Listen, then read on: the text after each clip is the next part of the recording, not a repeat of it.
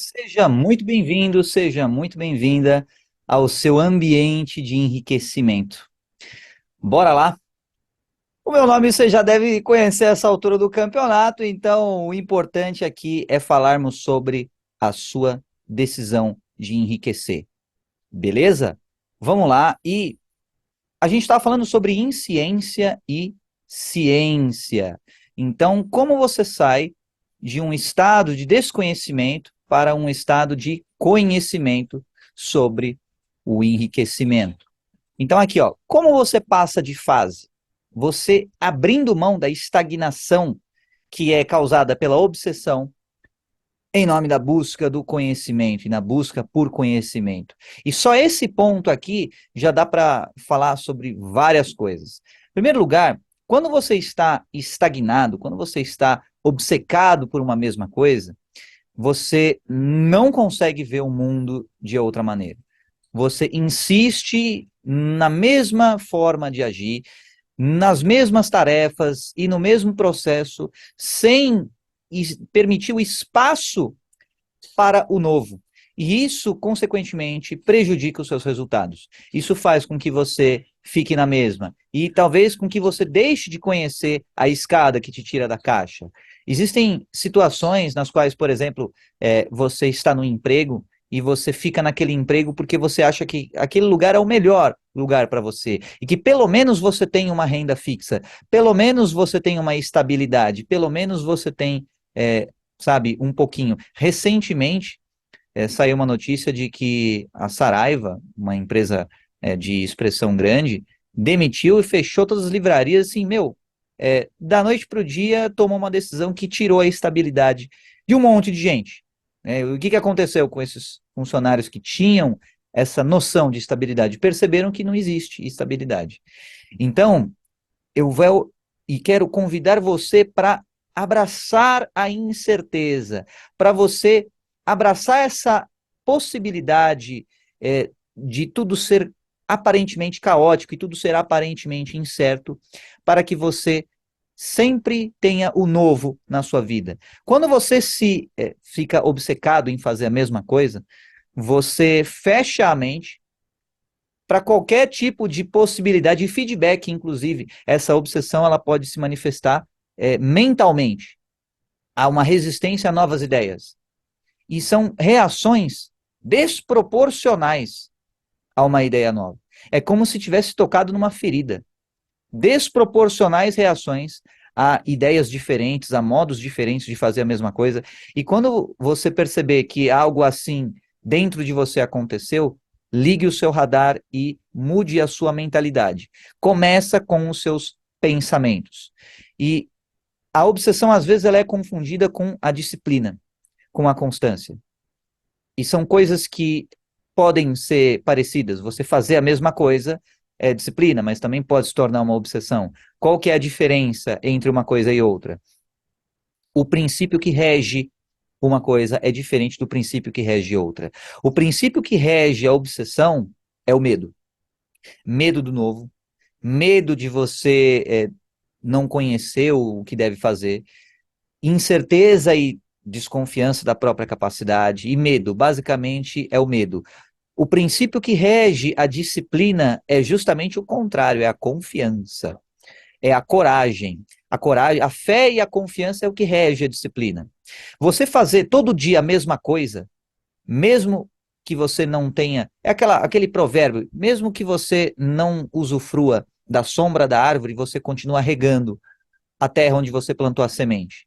Isso é disciplina, é a confiança, é a coragem que fundamentam uma ação e uma conduta completamente diferente da obsessão.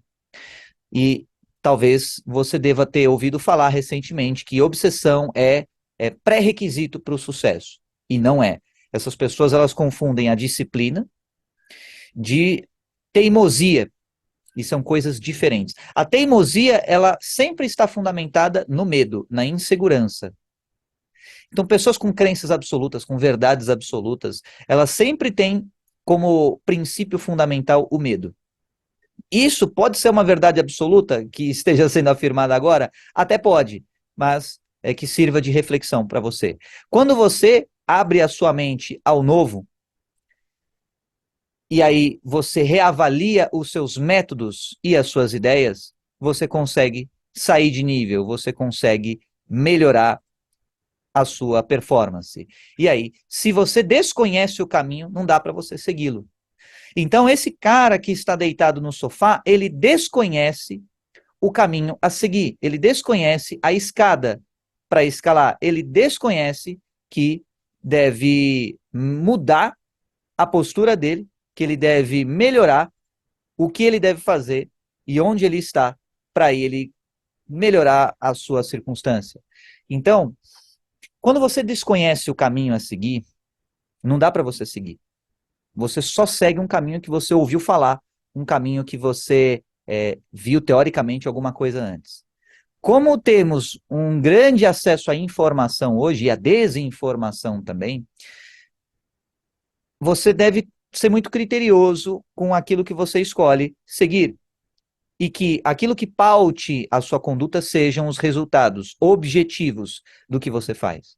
Perceba que a subjetividade é o que impede o cara da imagem de tirar a venda dos olhos dele.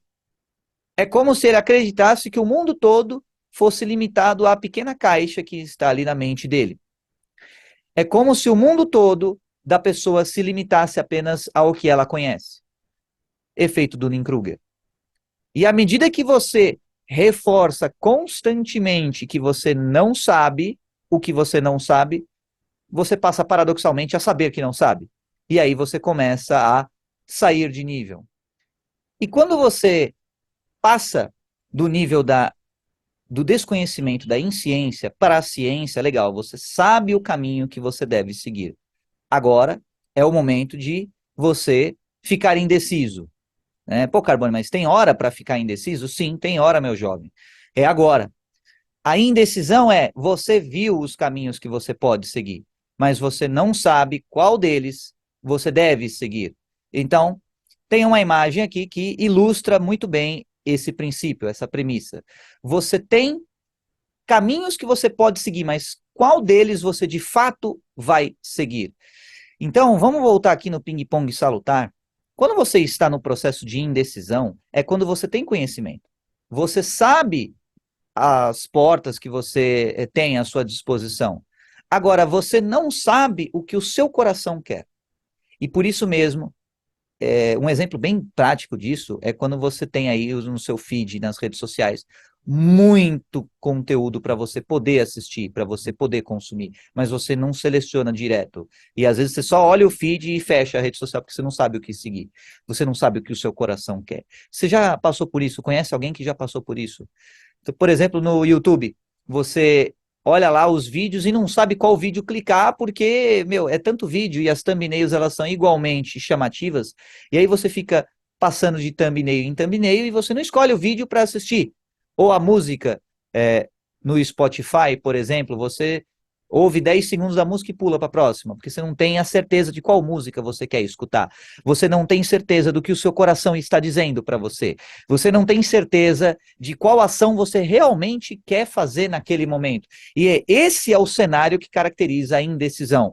Você tem caminhos, você tem opções a seguir, mas você não sabe qual delas você segue. E aí, esse estado, ele favorece muito um tipo de decisão que é a compra por impulsividade ou o consumo por impulsividade. É quando você entretém as vaidades da mente, ao invés de você saber exatamente o que você deve fazer para chegar onde você quer chegar. Um exemplo muito clássico disso é a procrastinação. Indecisão e procrastinação andam lado a lado. E por que as pessoas procrastinam? Porque elas desconhecem totalmente o cântico de seu coração. E aí elas acabam dando razão aos, digamos assim, às impressões da mente. E elas só se pautam por aquilo que está visível para elas. E essa é uma das principais causas das pessoas andarem em círculo por anos em suas vidas. É o ócio no tempo de plantar. Quando você fica ocioso e uma ociosidade improdutiva, que é a ociosidade das redes sociais, na verdade, você está tentando reconhecer a voz do seu coração. mas acaba não conseguindo. Por quê? Porque você está buscando nos lugares errados. E é isso que gera um senso de angústia crescente nas pessoas. É isso que gera burnout nas pessoas. Eu atendi recentemente um cliente que estava relatando de um processo de burnout que ele estava passando em seu trabalho. E os resultados dele estavam abaixo do esperado pelas metas que lhe era imposta. E aí ele ficava nessa dúvida, pô, mas tem as metas para resolver, mas também tem o dilema mental de não conseguir realizar as metas e de ficar sobrecarregado e tudo mais. Então, o porquê que a pessoa passa por um processo desse? Por conta do estresse, por conta, da mesma forma que você tem o efeito Joule, né, enfim, eletronicamente falando, né, quem manja de eletrônica vai entender, quem não manja é o que faz o seu computador esquentar. Ele só esquenta porque ele não conseguiu ser eficiente e superconduzir a eletricidade. Um supercondutor, teoricamente, ele não esquenta, porque não há perda de eficiência. Você tem uma energia mental, você tem um gasto energético mental. E esse gasto energético, às vezes, ele acaba indo para lugares onde não vai dar nenhum retorno. Como, por exemplo, você ficar vendo besteirinha nas redes sociais. Por quê que as pessoas veem besteirinhas nas redes sociais? Elas estão entretendo crenças. E vou repetir porque isso é muito forte. Você, ou qualquer um que veja, fica de bobeira nas redes sociais, está entretendo crenças. Crença é um senso de certeza sobre o que algo significa. Crença também pode ser designado de maneira um pouco mais complexa quando o reconhecimento de padrões, ele extrapola o escopo do padrão. E você começa a atribuir para uma outra situação um padrão que não tem nada a ver com aquela situação. Exemplo, todos os homens têm 2 pés. Todas as galinhas têm 2 pés. Portanto, todos os homens são galinhas. Não, pô, você pode aí, talvez como mulher, concordar com essa afirmação ou discordar. Você como homem, você pode concordar ou discordar dessa afirmação. O fato é que homens não são galinhas porque não tem cloaca, por exemplo. Um, um aparato biológico específico ali das aves, certo? Então, quando você extrapola um padrão para outra coisa que não tem nada a ver, isso pode constituir uma crença. E aí você pode me falar assim, mas Carbone, pô, essa crença que você falou é completamente esdrúxula. Sabemos que não é assim, isso, mas quando você não exterioriza a sua crença, não tem como você saber que não é assim. Porque você não passa para a realidade objetiva a sua crença. E aí você não dá para saber se realmente é verdade a sua crença ou se é apenas uma ilusão. Por exemplo, superstições. Talvez você ache que porque você, sei lá, andou com um trevo de 4 folhas num dia que as coisas deram muito certo para você, que todas as vezes que você andar com um trevo de 4 folhas, os seus dias serão excelentes. Isso é uma crença, uma superstição. E essa superstição, ela se mantém por quê? Porque você extrapolou o reconhecimento de um padrão, naquele dia deu tudo certo, estava com um trevo de 4 folhas, uma associação correlacional. Você quis reproduzir essa associação correlacional em outros dias, quando tem outras variáveis e a coisa fica muito mais complexa do que simplesmente a presença do trevo de 4 folhas. E é aquela coisa da pessoa querer acreditar num amuleto, querer acreditar no significado de alguma coisa. Mas, Carbone, tem alguma coisa de errado com isso? A priori, nada de errado, contanto que você saiba que você está se emaranhando em mentiras, se emaranhando em crenças, que são fundamentadas na sua subjetividade e não na objetividade. E olha só o que acontece. Os resultados, eles acontecem no mundo objetivo, na realidade objetiva. Então, ou é ou não é. Não dá para a coisa ser e não ser ao mesmo tempo. Então, essa coisa de ser e não ser é uma coisa baseada na subjetividade. Então, por exemplo, a pessoa, ela, vamos supor, ela ama e odeia ao mesmo tempo uma coisa ou uma outra pessoa. Isso é uma subjetividade. Então, quanto mais você trazer a sua subjetividade para a realidade objetiva, melhor serão os seus resultados. Por quê? Porque melhor será a tua certeza diante do que é uma crença e do que é o fato. No início, meu jovem, pode ser desconfortável você trazer as coisas para a realidade objetiva. No começo pode ser, pô, e isso é sinal que talvez você esteja mal acostumado com a realidade tal como ela é. Talvez você esteja mal acostumado em ver as coisas do jeito que elas realmente são e não do jeito que você gostaria que elas fossem. Talvez você esteja relativizando demais coisas absolutas e tornando absolutas coisas relativas. Talvez você tenha ouvido por aí que, por exemplo, tudo é subjetivo, não existe realidade objetiva, tudo é relativo. Isso é tornar absoluto um conceito relativo e tornar relativo um conceito absoluto. Se você acha que tudo é relativo, tudo é uma questão de observação e de interpretação, lhe convido a viver a realidade objetiva por tempo bastante até você perceber que por mais que você queira com força alguma coisa, se isso não está baseado em práticas, em fatos, em dados objetivos, você pode ficar querendo o quanto você quiser, mas isso não vai se concretizar. E como você sabe que aquilo está alinhado com os objetivos? Ora, basta você ver o alinhamento disso com logos. Se você quer saber se você está alinhado ou não com objetivos e premissas e desejos e etc e tal, veja o alinhamento da sua conduta com logos. Como assim Carbone e Logos? Eu falei sobre isso no módulo 2, Fé e Confiança. Veja lá o vídeo sobre logos. Eu falei sobre isso no módulo 4 também, Conhecimento Especializado, pouco antes de falar sobre complexo de memória social. Então, logos é, digamos assim, de forma bem, talvez técnica, o modelo de regulagens de existência e de ação da energia e das formas que existem em um determinado local. Então, num experimento científico fechado, onde todas as variáveis são controladas, pode-se dizer que naquele ambiente aquilo é logos. Agora, os organismos que estão presentes naquele experimento científico, eles são sujeitos a uma outra hierarquia de logos.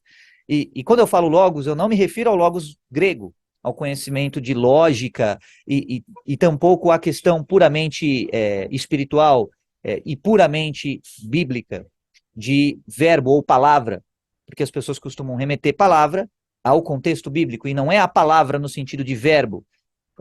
E aí, só pegando uma mini digressão, o verbo nesse sentido é nada mais, nada menos do que a forma, a canalização de energia. Quando você fala uma palavra, você está dando forma a um ato de você exprimir energia através do seu diafragma e da tensão, do tensionamento das suas cordas vocais, do posicionamento da sua língua. E isso, existe uma ressonância com a matéria que existe, e você tem isso muito mais aí, alguns idiomas, algumas línguas, como, por exemplo, o aramaico e outras línguas anteriores e outras posteriores que tentaram fazer correlações matemáticas com as palavras e com as letras do alfabeto.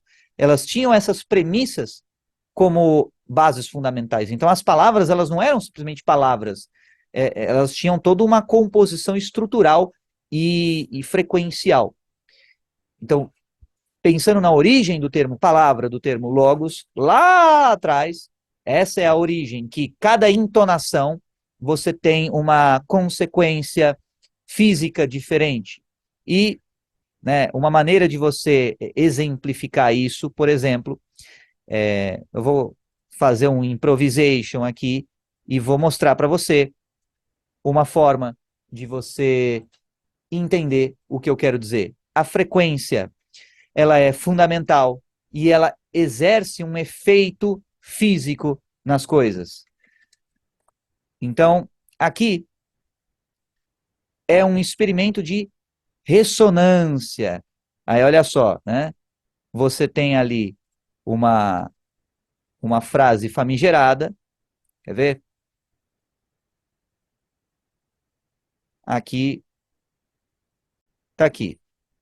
Então, já tem o famigerado Nikola Tesla. Então, aqui é um experimento de ressonância. Como é que funciona? Eles colocam uma placa de metal, ok? Eles colocam sal nessa placa de metal e induzem eletromagneticamente essa placa a frequências diferentes. Então, estão tacando o sal ali na placa de metal e ali eles vão vibrar usando um gerador de tom, digamos assim, um tom puro, um tom que não tenha ruído. E à medida que o pitch, à medida que a frequência desse tom aumenta, padrões geométricos se formarão e se tornarão cada vez mais complexos. Okay? Padrões geométricos. Então tá aqui, ó. Eles estão aumentando o tom. Então veja só o que acontece. Aqui tem tom 345 Hz. E você vê que você tem ali um padrão geométrico específico num campo eletromagnético. Se você vê que o sal, na ressonância, ele adquire uma forma eletromagnética conforme a frequência do campo induzido, imagina a sua água dentro do seu corpo. Imagina a frequência daquilo que você fala. Imagina a frequência dos pensamentos que você pensa. E é isso que quer dizer quando se fala em logos. É isso que quer dizer quando se fala em palavra. E isso é o primeiro tijolinho, tá? Isso é, assim, o mais básico. É lógico que você tem ali conceitos mais complexos sobre palavras, sobre logos, mas esse é o beabá basicão para você entender qual que é. Olha só, e fica bem distribuído, fica bem, digamos assim, delimitado, ok? Isso é uma forma matemática, inclusive, tá? Você tem aqui, por exemplo, talvez você poderia dizer que isso aqui seria equivalente à constante E, por exemplo, 2,7, 18, 28, 18, 28, 45, 90, etc. Talvez você poderia dizer que isso aqui no meio, essa circunferência aqui, seria literalmente uma circunferência e teria ali como padrão matemático π. E pode até ser, tá? Pode até ser. E aí você percebe que a matemática, ela é nada mais, nada menos do que uma maneira de você entender como funciona a vida, as formas. Então, são lições aí para você. E olha só, mais sal, tá? E outras frequências. Olha só, uma frequência bem mais alta. Olha só o padrão que está sendo demonstrado aqui pelo sal. E aí você vê que esse padrão, ele pode até ser considerado um padrão fractal. Se você olhar assim, ele pode até ser considerado um padrão fractal. É como se essas bordas aqui se coalescessem em estruturas geométricas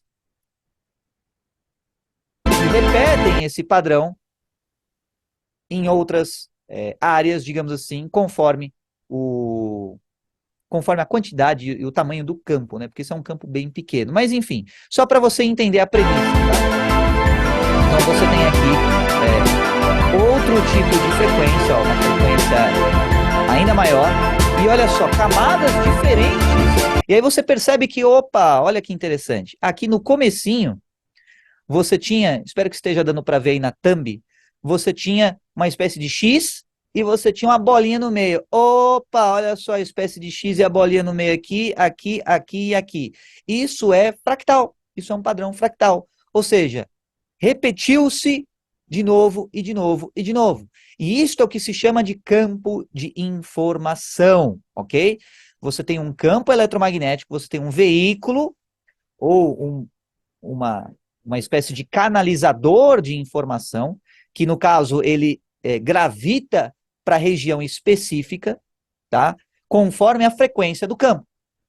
E aí você pode me perguntar, mas Carbone, o que eu tenho a ver com isso? Você pode modular a frequência, primeiro, dos seus pensamentos. E com isso, você entendendo a frequência do seu coração, você pode se mover para a porta mais adequada para o seu coração. Tá? E aí, ó, mudou o tom, mudou a frequência, mudou o padrão geométrico. Beleza?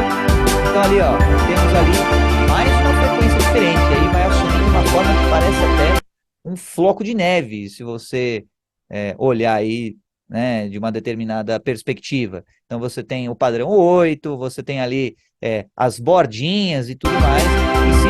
E se essa placa de metal fosse suficientemente grande, você veria que esse padrão se repetiria várias e várias vezes. Okay? Então existem padrões diferentes.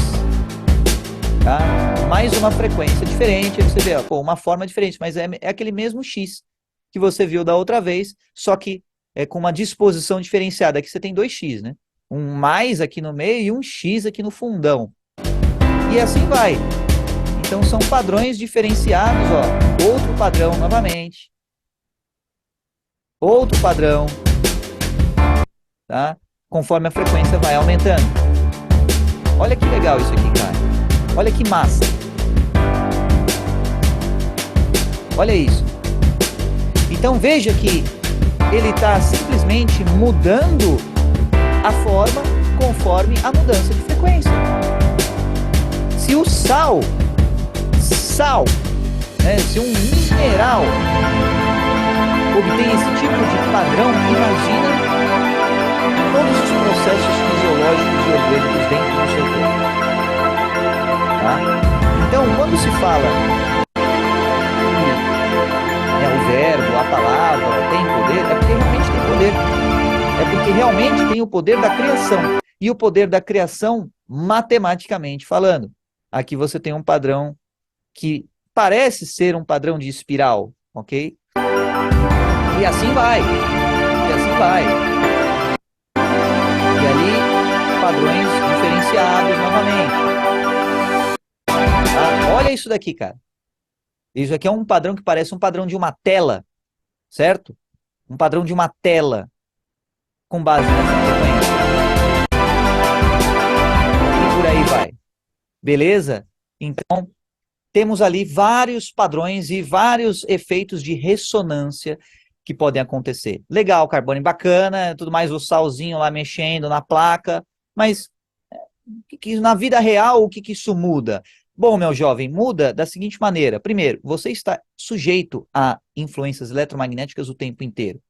É por isso que você cata o seu rádio e você sintoniza no seu rádio e você escuta estações diferentes, mesmo aparentemente você não enxergando as ondas de rádio. É por isso que você tem conexões diferentes com pessoas diferentes. É por isso que determinados ambientes te suscitam pensamentos melhores e outros pensamentos piores. É por isso que você tem frequência, vibe de coração, quando você clica, quando você se conecta com alguém, isso te coloca em frequências diferentes. E o segredo para você sair da indecisão e ir para a decisão, um dos principais segredos, é justamente você entender em qual frequência opera o seu coração. E em qual frequência o seu coração gostaria de operar. E qual frequência a sua mente está atuando e operando agora, e qual frequência a sua mente gostaria de operar. Se você perguntar para qualquer pessoa, todo mundo vai dizer que gostaria de sentir alegria, felicidade, e não tristeza ou raiva e tudo mais. A tristeza, ela tem uma frequência. Inclusive, se você pegar uma música triste, muito triste, e você tocar ela numa frequência bem mais elevada, dificilmente você vai achar essa mesma música triste. Pega um violoncelo ali tristão, coloca ele para tocar e aumenta a frequência da música e você vai perceber que rapidamente a música vai ficar mais dançante, mais alegre. Então, tudo isso tem a ver com o quê? Com os segredos da vida. Tem a ver com os segredos de você tomar as suas decisões. E a decisão, colocando em termos um pouco mais físicos, nada mais é do que a conexão. Vamos pegar aqui e mostrar para deixar isso mais claro, tá? Eu vou compartilhar mais uma tela aqui para você. Veja esse vídeo aqui. Esse vídeo é um vídeo de um globo de plasma, ok? Um globo de plasma. Esse globo de plasma, como é que funciona? Rapidamente, para você entender. Você tem ali um gás ionizado, ok?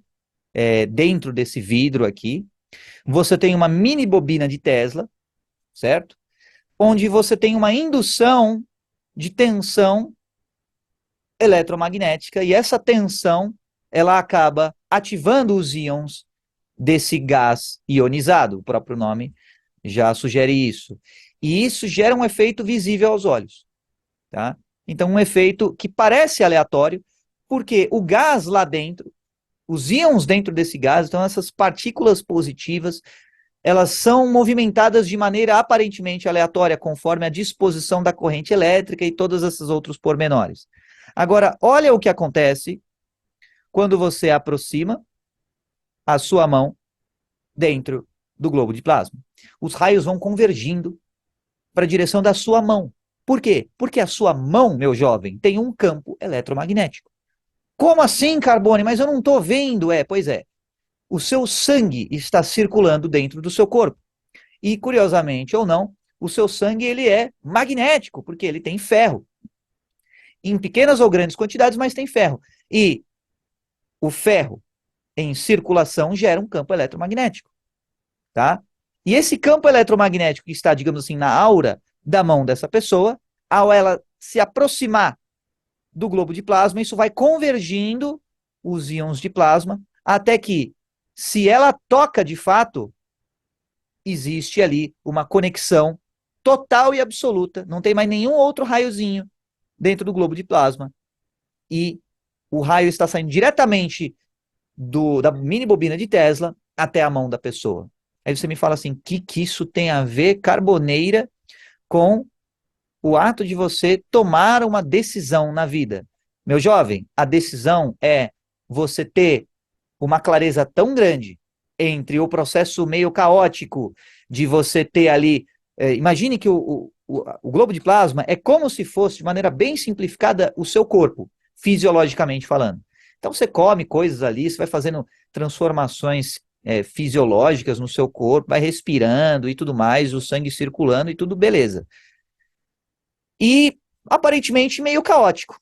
Quando você, com o seu desejo, e aí pensando inclusive na sua mente, quando você vai fortalecendo o seu desejo, você vai tornando a sua atividade cerebral, e veja que o cérebro ele, dispara impulsos elétricos nas suas sinapses, conforme a sua mente, a sua intenção, a força do seu desejo vai se aproximando do seu globo de plasma, digamos assim, da sua vida fisiológica, o seu desejo vai convergindo e todo o seu potencial elétrico, todo o seu potencial de processamento cerebral converge para uma única direção, a direção do seu desejo, a direção daquilo que você quer. E isso é fundamental, porque a força do seu desejo é diretamente proporcional à capacidade que você tem de tomar decisões. É a força do seu desejo que faz com que as suas decisões sejam mais assertivas ou não.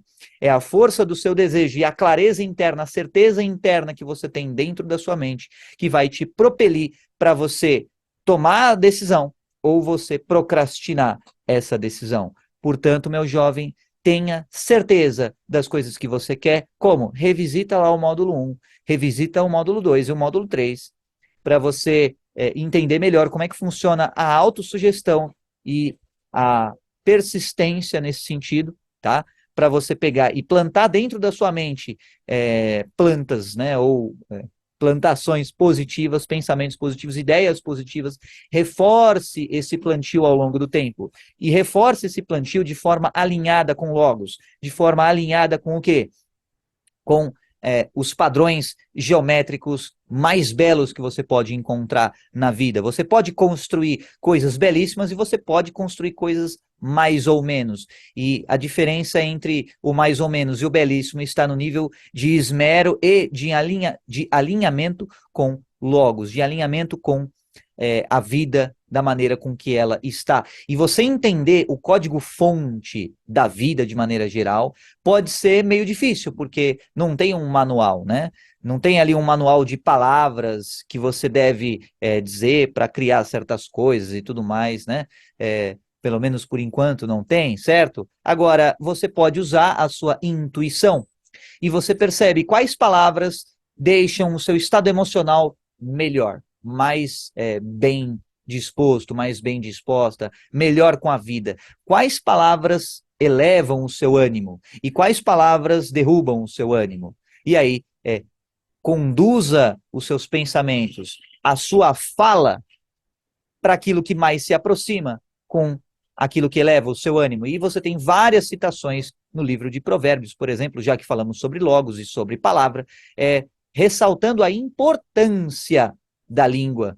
O que quer dizer a importância da língua? Daquilo que regula as palavras que saem da sua boca. Daquilo que, no experimento que foi mostrado aqui para você em vídeo, regula a frequência que é induzida naquela placa de ferro, ou aquela placa de metal, sei lá qual metal que for. Então, essa regulagem, no caso da palavra, é feita pela língua. E olha como, né, é interessante como algo que foi escrito, sei lá quantos mil anos atrás, é recente, e que a ciência hoje está comprovando algo que já era de conhecimento e sabedoria naquela época. Então, existem fontes que você pode buscar conhecimento para você ter um alinhamento maior com a palavra, ou com logos, e com as coisas boas. E com isso você vai regular as suas condutas para te aproximar mais da decisão mais acertada para o seu coração. Talvez você não acerte de primeira a porta a seguir, mas se você manter esse alinhamento, essa congruência, cedo ou tarde você vai culminar naquilo que o seu coração mais deseja. Cedo ou tarde você vai viver a promessa para você mesmo. Cedo ou tarde você tornará real o que antes foi apenas uma imaginação, apenas uma ideia. E é justamente esse o intuito do livro. É justamente esse o segredo que não é comentado explicitamente no livro. A primeira criação acontece no pensamento. O pensamento é uma criação que culmina, que eventualmente chega no clímax, que é justamente o quê? Você transformar esse pensamento numa coisa real, palpável, tangível e objetiva. Beleza? Então, para você melhorar o seu processo decisório, entenda a melhor frequência para você e mantenha-se nessa frequência a maior quantidade, entre aspas, de tempo que você puder, e isso vai automaticamente te gravitar com as suas ações, com os seus pensamentos, para você pouco a pouco se aproximar mais de onde você deve estar, no lugar certo, na hora certa, falando com as pessoas certas, da maneira certa, usando o tom de voz certo, as palavras certas e tudo certo. Você viu que os grãos de sal gravitaram para o local designado naquele campo eletromagnético. E por quê? Porque eles não ofereceram resistência. As pessoas são diferentes, elas resistem a campos eletromagnéticos de maneiras diversas e elas podem resistir a estarem nos lugares certos, na hora certa, no momento certo. E para você deixar de resistir o que não deve resistir e resistir o que deve resistir, para isso é o discernimento e o conhecimento do seu coração, o conhecimento daquilo que deixa a sua alma em júbilo. Beleza? Por enquanto é só, no vídeo de hoje é só e vejo você no próximo vídeo. Até a próxima, até mais.